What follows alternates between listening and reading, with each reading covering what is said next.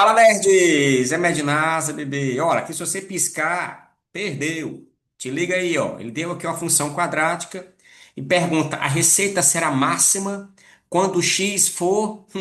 Resta derivar, rapaz. Oito menos 2x igual a zero.